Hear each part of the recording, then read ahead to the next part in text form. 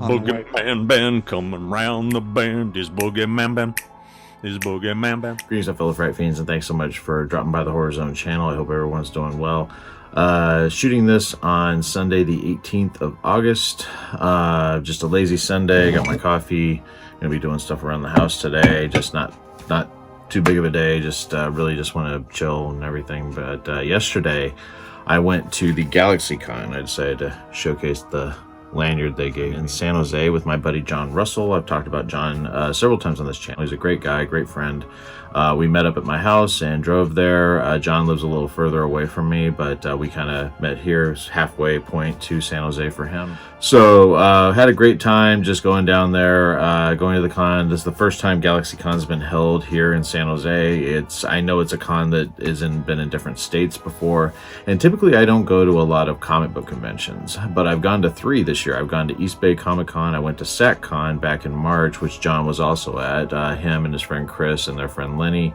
So met them there. That one I went because Ken Page, who played Oogie Boogie, was there from Nightmare Before Christmas. And the reason why I went to this one was because one of my favorite actors of all time, an icon, someone that I've been a fan of since I was 12 years old, seeing this film for the first time, that being Fright Night.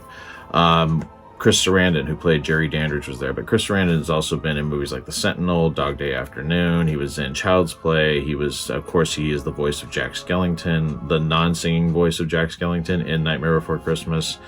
But just in other shows, like he's been on ER, he was in Chicago Hope, he's been in movies like Protocol with Goldie Hawn, he's been in quite a few things. He was in the remake of Fright Night, where he played the character of JD, one of the kills from that film's Jerry Dandridge, that of course being Colin Farrell.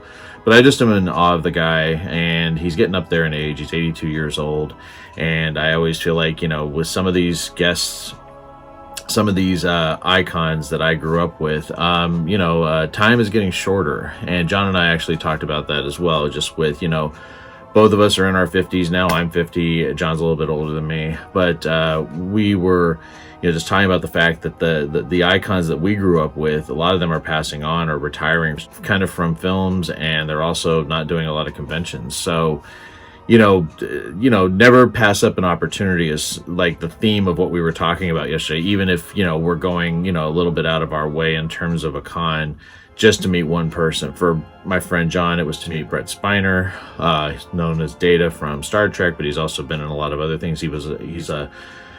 John is working on like this autograph poster project for Twilight Zone, the TV series, the one from the 80s.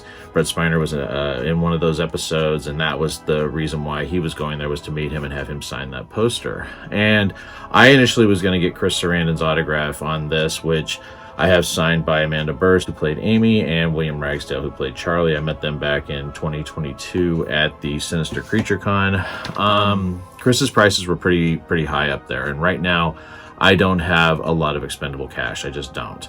I got a lot of stuff I'm working on. I'm paying for a fence that was just built this past June, and I was already sort of in the hole a little bit from all the stuff that happened earlier this year with my bathroom, where we had a lot of, you know, work, plumbing work. It's not cheap. Even if a lot of it was covered by my insurance, it was still a lot that came out of pocket. Had to take my car in to get serviced. That was almost $700. So it adds up. And then you put on top of that food prices, gas, everything else, you know, life, you know, it gets expensive. So I have to be selective about what I do. I talked about that in, the figure that I just shown from LB3D Design, the 1/6 scale Barlow figure. I had to save up for that. And that was not cheap. It was like over $200, so almost, you know, $250 for me. Because luckily he had a coupon code. Yeah, it's not cheap, so I have to save for these things. I just don't have money to throw down like this. So it came down to, you know, what did I want this experience with Chris Sarandon to be? And, you know, it was $100 if you wanted an autograph on an item that you brought and a picture. So I kind of just thought about it for a little while, and I just said, you know what? I really just want to get a picture with him and talk to him for a little bit. And the line was pretty significant. I mean, he had one of the longer lines that I saw. A lot of the people there that were there primarily from Star Trek, there was a lot of Star Trek actors there, like Will Wheaton was there. You had Nicole Debauer, who I knew from The Dead Zone. Brett Spiner, of course, but you also had Denise Crosby, who I knew from Pet Sematary, but she was in Star Trek, Next Generation. And then you also had actors like John Rhys-Davies, John Cleese, Weird Al Yankovic. Exhibit was there. There was a lot of great people there. Corbin Burnson was there. There was a lot. It was a really well done show, the GalaxyCon. It was really well organized. Very security heavy. Like, you had to scan your badge to get into certain areas, which I thought was really high tech, because I'm just not used to stuff like that. I go to Sinister Creature Con, which is pretty much exactly the same, and it has been ever since I started going back in 2015. So yeah, it was fun. John and I had a great time just walking around looking at the different vendors. But going back to the Chris Sarandon thing, I just said, you know what? I just ended up getting the picture. It was $40 to get a picture with him. And one thing I also did was I gave him a gift. So this comic book, I had 2 copies of this. This is the last issue, the last official issue. They had a couple of 3D issues that came out after this, but this was the last official issue of the Fright Night comic book series. That was done by Now Comics and was canceled in 1990. This is issue 22, and it does feature Jerry Dandridge and Evil Ed together fighting in a majority of the book, which is really cool. And I wanted to give this to Chris Sarandon, an extra copy of this, and I told him about it. He was very, very nice. He liked my shirt that I've had. That was one of my first Fright Rag shirts, the Jerry Dandridge shirt, and he said he really liked that. And I just talked to him about the fact that, you know, this movie meant a lot to me. Fright Night means a lot to me, that I saw it for the first time when I was 12 years old in the summer of 1986 when it was on cable. And that how he, you know, it was just an amazing time meeting him. And it's just so weird when you get to meet somebody that, you know, you've kind of looked up to and idolized for so long. I didn't even show him that I had Jack Skellington on my arm. It was so fast because there were so many people. He had one of the longer lines. And there was people in line that were really irritating me. There was one guy that was standing with John and I. He was kind of, I think he was a podcaster. He worked for some company. I kind of tuned him out after a while because he was just going on and on about certain celebrities and things like that. Just very obnoxious and talking smack. And those kinds of people just really put me off. And I just don't want to listen to them after a while. We had originally started engaging with them because they had a picture signed by Ken Page, and John had a book full of like sleeves that you could put signed 8x10s in. So he gave one to this woman and her kid, and the kid's dad was the one that just would not stop talking. And he talked to John and I. John actually engaged him with him more, and I just kind of tuned him out after a while because I was just like, I don't really like talking to people like that are grandstanding and making it all about themselves and talking smack about other actors. And even his wife said something rude about some of the actresses that were there in terms of them not aging well. And I was like going, this is just, I hate people like that.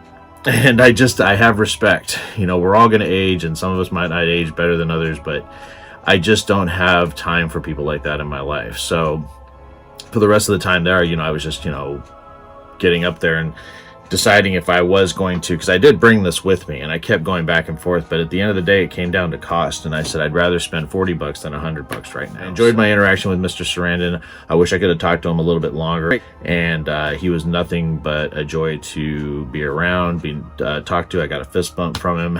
Told him I liked his podcast and his cooking podcast. He's a great guy, and I follow him on Instagram, and he's such an engaging person. He has liked a lot of the comments I've left him, and couldn't be nicer. Couldn't believe he's 82 years old. Just a joy to be around, and it was a true honor meeting, and I was so glad to be there with my friend John as well. Next, we jumped over to Brett Spiner, who had, if I remember correctly, there was just a couple people ahead of John. And John looked again at the prices and saw what Brett Spiner was charging. And it was like, I think it was $125 if you wanted an autograph and a picture. And I was trying to get some shots of, you know, just from a distance of Brett Spiner signing John's poster. And the woman that was sitting there with him she sort of, you know, said, "Oh, you're not recording anything, are you?" Like, no. And I wasn't recording. I was just taking a picture of, like, you know, where the booth was and everything. And it was just like, and it just kind of put me off again. And it brought it back to something I talked about, where I talked about horror convention burnout. Now, this was a comic book convention, But it is one of 4 conventions that I've gone to this year. I've gone to 3 comic book conventions. I've gone to 1 horror convention, that being Sinister Creature Con back in June. And just the whole thing about no pictures, no video, no, you know, you're paying $70 to get in. And then it's like on top of that, you're paying another, you know, however much to get, you know, someone's autograph or picture. And I wasn't in anybody's face with it. I was just trying to get a picture, like, from behind, because once John saw the price of how much it was going to cost to get the, you know, the picture and the autograph, I mean, he was just like, yeah, I can't afford that. I'm going to just have to pay $80 for the signature. And I'm like going, $80 for a signature.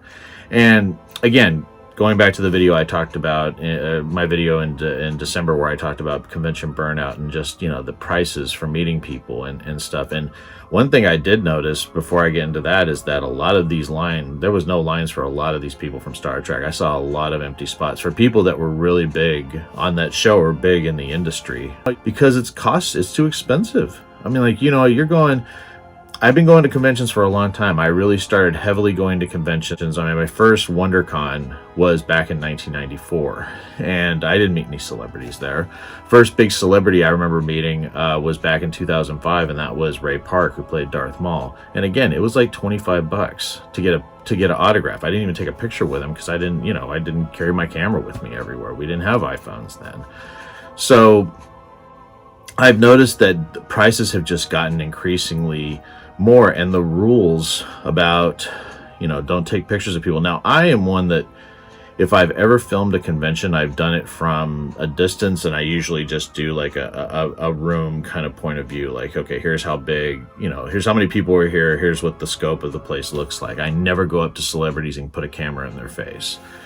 But at the same time, I'm like going, you should be able to take a picture of a booth. You're not in somebody's face.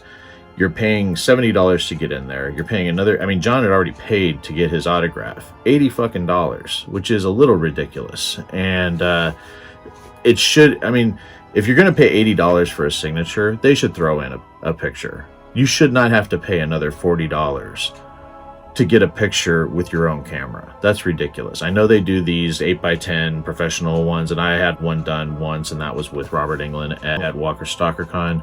Almost 10 years ago. It was January of 2015. That's when I felt like everything started changing.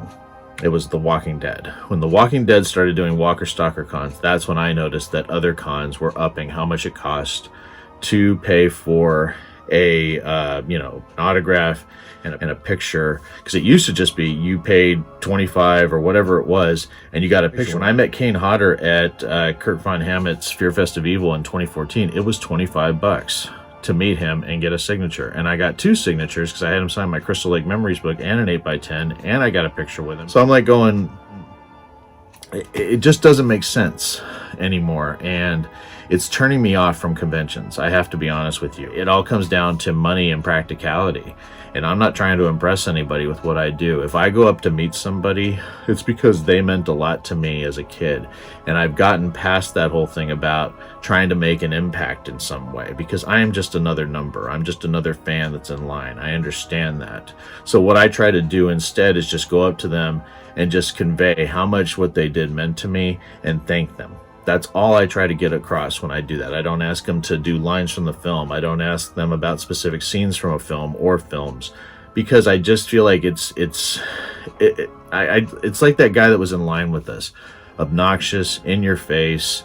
Those are the kinds of people that get away with that kind of stuff, and I'm just not built that way. So I am grateful for the experience I had meeting Chris Sarandon. Like I said, he couldn't have been a nicer gentleman.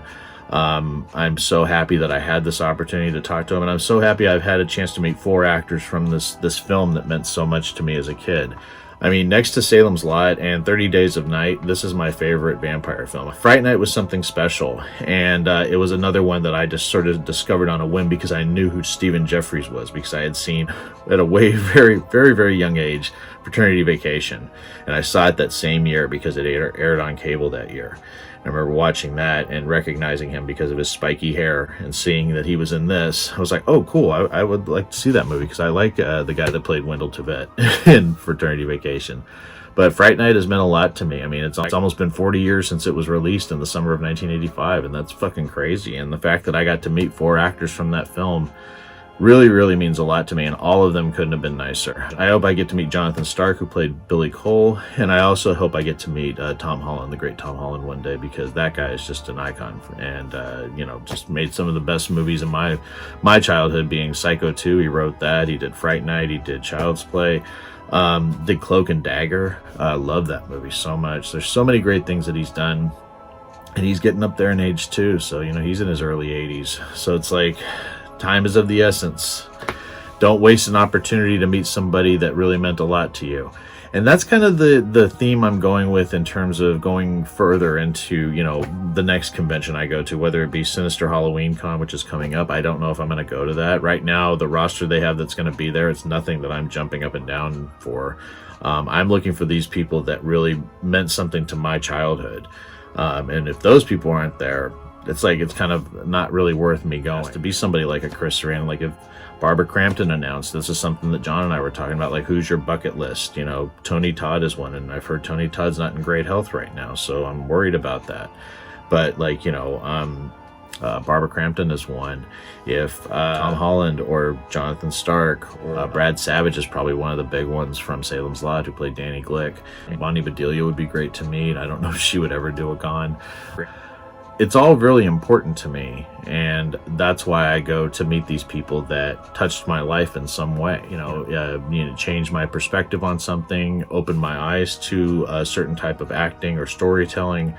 They mean a lot to me, and I go to this not to grandstand or ask them stupid questions. I go there because I genuinely have respect for them, and they actually impacted my life, and I want to make sure I convey that when I'm standing at their table talking to them.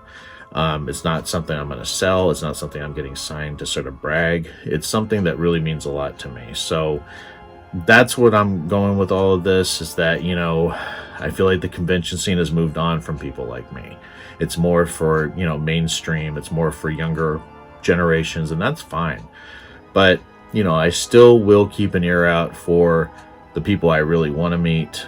And hopefully some of those actors that I've named will be showing up at a Sinister Creature Con, or one that's close to me. There is one that's coming up really close to me. It's literally down the street from where I live, and it's the East Bay Comic Con. And I saw, hopefully he doesn't cancel, Michael Biehn, of course Kyle Reese, Dwayne Hicks, of course Johnny Ringo from Tombstone, and also he was in movies like The Rock, The Abyss. That's another one. He's supposed to be at East Bay Comic Con. Let me see, it's supposed to be February 2nd next year. So hopefully he doesn't cancel. I would love to meet him. I will make sure I save up for this, because I do want to have him sign my I'm gonna see if I can get that NECA Kyle Reese figure, which is damn near impossible to find, and it goes for quite a bit of money when you do see it. It's like almost $200 sometimes, but I would like to get that and have him sign that, because Kyle Reese is one of my favorite characters in cinema history, and I love the way that he portrayed that character. And as much as I like Hicks and all the other characters he's played, that is my character. And I love the original Terminator so much. And hopefully he won't cancel. So February I'll be going to that one, and literally it's like less than like 3 miles from my house, so that one's easy to get to. So anyway, had a great time with my buddy. John is such a great person to be around and hang with and talk to, and can't wait to hang out with him again at our next adventure. Maybe he'll go to that one with me. Maybe I will go to Sinister Halloween Con. We'll have to just see how it works out. They're starting to slowly announce guests.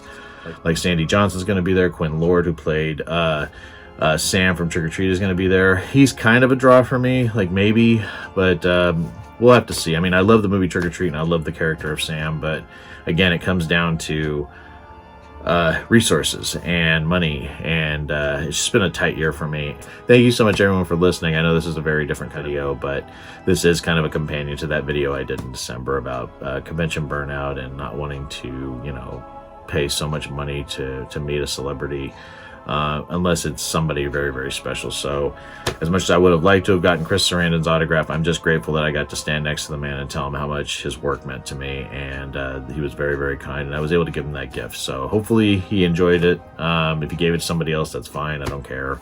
I'm just glad that I had that connection for that brief moment. So anyway, thanks so much, everyone, for watching. I hope everyone's doing well. Talk to you again real soon. Take it easy. Stay scared as always.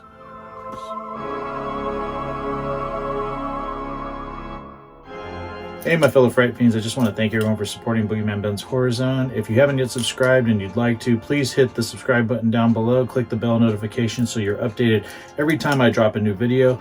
I try to drop a video at least once or twice a week. The Horror Zone is a passion of mine, and it really makes me happy that I can share that passion with all of you guys. Thanks so much again for the support, and I'll talk to you again real soon. Take it easy. Stay scared as always.